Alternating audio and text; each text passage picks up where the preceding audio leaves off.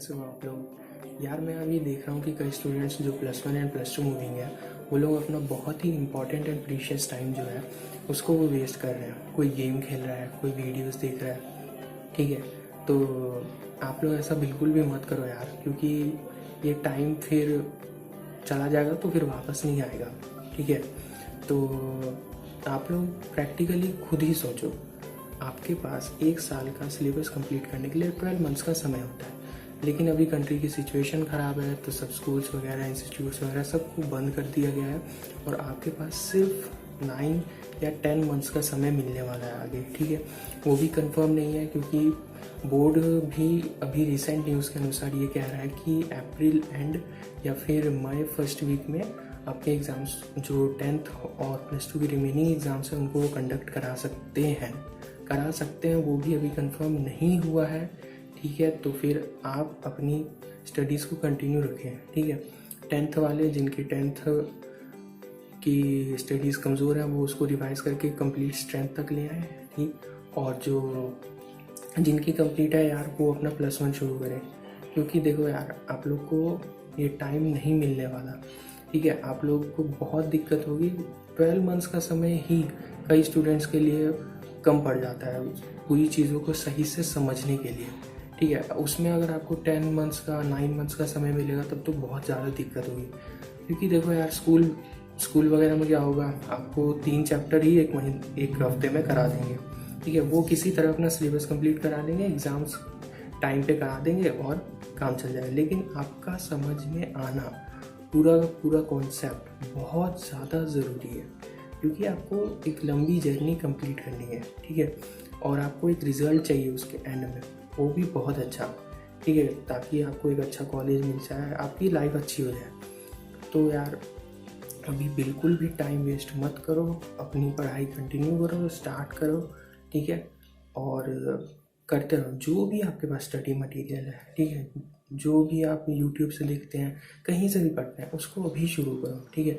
NCERT पढ़ो, theory पढ़ो, कुछ क्वेश्चन स्टार्ट करो, ठीक है, ताकि आप कुछ मतलब बाकी जो लोग हैं, ठीक है, उनसे अच्छा कर पाओ।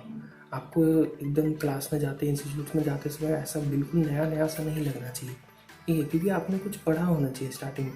आपको मैथमेटिकल टूल्स आने चाहिए, फिजिक्स के, केमिस्ट्री के बेसिक कॉन्सेप्ट्स, बेसिक फॉर्मूलाज पता होने चाहिए, मैथ के स्टार्टिंग के सेट्स वगैरह, इन सब के आपको सिंबल्स याद होने चाहिए। उसमें कई सारे सिंबल्स होते हैं जो याद ही नहीं होते, समझ में नहीं आता, क्योंकि सब एक दूसरे से सिमिलर ही होते हैं, ठीक है। यूनियन, इंटरसेक्शन, ये सब वगैरह, तो इन सब को क्लियर करो भी, ठीक है।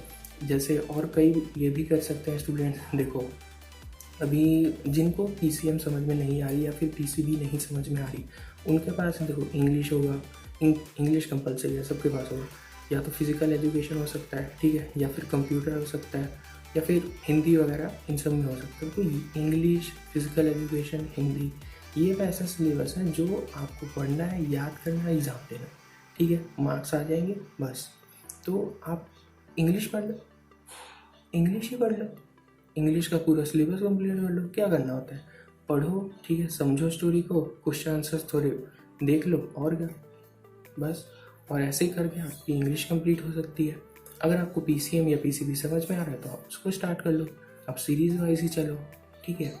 तो बस यार, लेकिन टाइम वेस्ट मत करो, क्योंकि ये टाइम आपको लिए बहुत ज़्यादा इम्पोर्टेंट है। 2 महीने का इतना अच्छा समय मिला, आप एकदम मतलब बूस्ट कर सकते हो, आप नेक्स्ट लेवल पे जा सकते हो।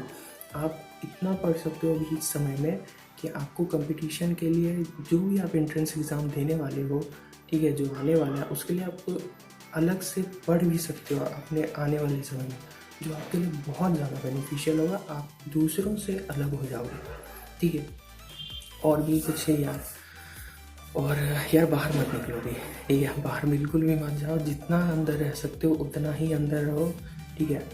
और क्योंकि कई बच्चे लोग मैं देख रहा हूँ कि ना, वो मेरे खुद की कॉलेज में क्रिकेट खेलने बाहर चल जाते हैं। ये टाइम फिर है सबके पास, ऐसा बिल्कुल भी मत करो, ठीक है, क्योंकि आप गैदर होगे तो रिस्क आप पे ज़्यादा होगा। एंड अच्छे से पढ़ते रहो यार, ठीक है। बस यही इन्फॉर्मेशन देनी थी, मेरे को लगा कि ये इम्पोर्टेंट है, तो बस यार। और वीडियो को शेयर एंड सब्सक्राइब कर देना। Thank you.